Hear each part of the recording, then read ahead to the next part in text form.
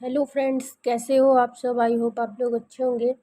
आज हम लोग न्यू चैप्टर स्टार्ट करने वाले हैं। आज का जो चैप्टर होगा वो होगा परिसंचरण तंत्र, सर्कुलेटरी सिस्टम। ठीक है, सर्कुलेटरी सिस्टम। सर्कुलेटरी का मतलब होता है सर्कुलेशन, परिवहन, एक जगह से दूसरी जगह जाना।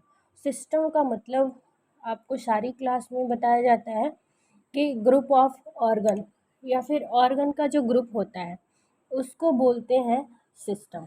बहुत सारे ऑर्गन मिलकर के अगर किसी सिस्टम को चलाते हैं तो उसको बोलते हैं ग्रुप ऑफ ऑर्गन।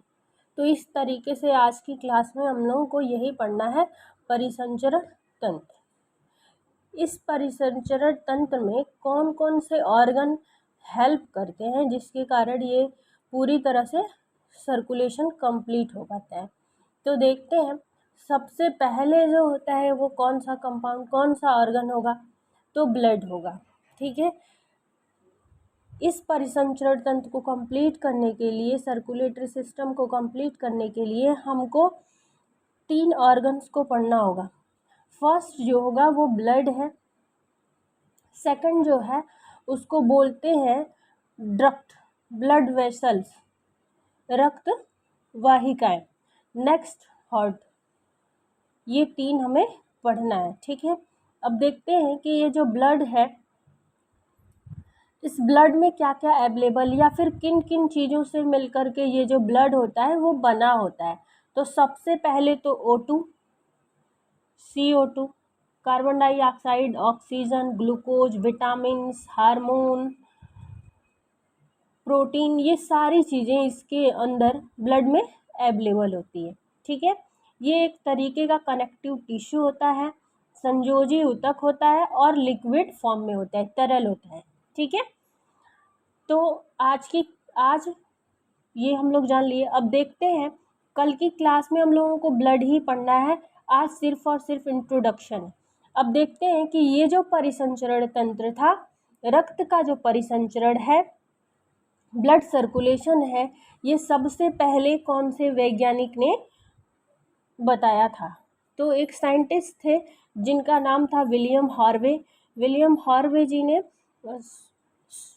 1622 में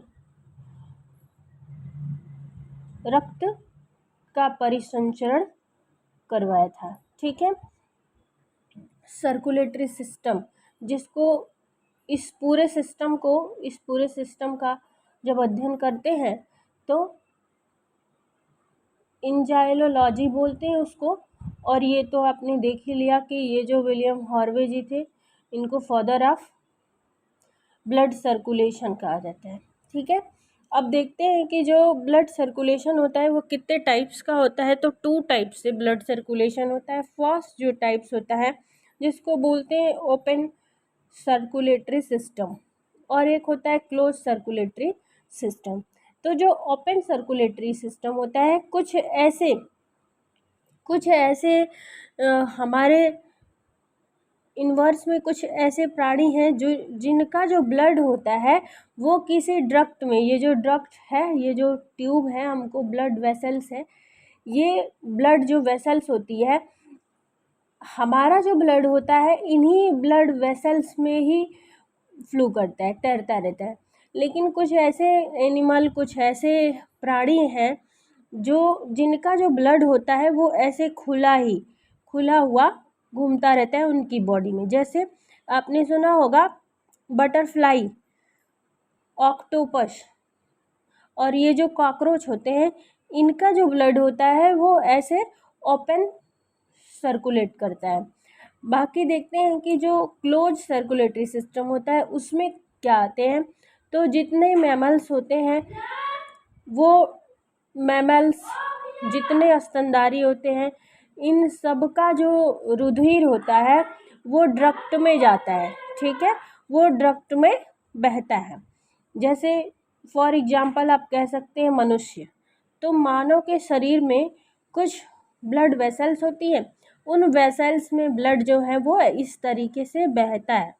जैसे फिगर से आपको पता चल रहा होगा, जैसे ये फीवर है तो ये बॉडी में ऐसे खुले ही चल रहा है, बाकी ये जो चल रहा है ये किसी ट्यूब के अंदर चल रहा है। ठीक है, इतना आपको समझ में आ रहा होगा। आज की क्लास में इतना ही। कल की क्लास में हम लोग देखेंगे मानव रुधिर, ह्यूमन ब्लड को देखेंगे। और ये नॉर्मली हम देखते हैं कि वो जो ह्यूमन ब्लड है उसका स्टडी वगैरह, जिसको हेमाटोलॉजी बोलते हैं, वो कितने क्या है, ब्लड को किस में रखा जाता है, कनेक्टिव टिश्यू में रखा जाता है, बाकी उसमें कितनी सेल्स होती हैं, तो 3 टाइप की सेल्स होती हैं, WBC, RBC, ब्लड प्लाज्मा। इन सारी चीज़ों को हम डिटेल्स में कल की क्लास में देखेंगे। आज की क्लास में सिर्फ और सिर्फ इतना ही कि कल की क्लास में हम लोगों को परिसंचरण तंत्र में फर्स्ट पार्ट पढ़ना है उसका, जिसको ब्लड बोलते हैं, रुधिर। ठीक है, ब्लड को कई सारे नाम से जानते हैं, खून, रुधिर, रक्त, ब्लड, इन सारी चीज़ों, इन सारे नाम से उनको जानते हैं। ठीक है, okay, thank you so much. आज की क्लास में सिर्फ इतना ही। कल की क्लास में हम लोग ब्लड को डिटेल्स में पढ़ेंगे, ह्यूमन ब्लड को। Okay, thank you.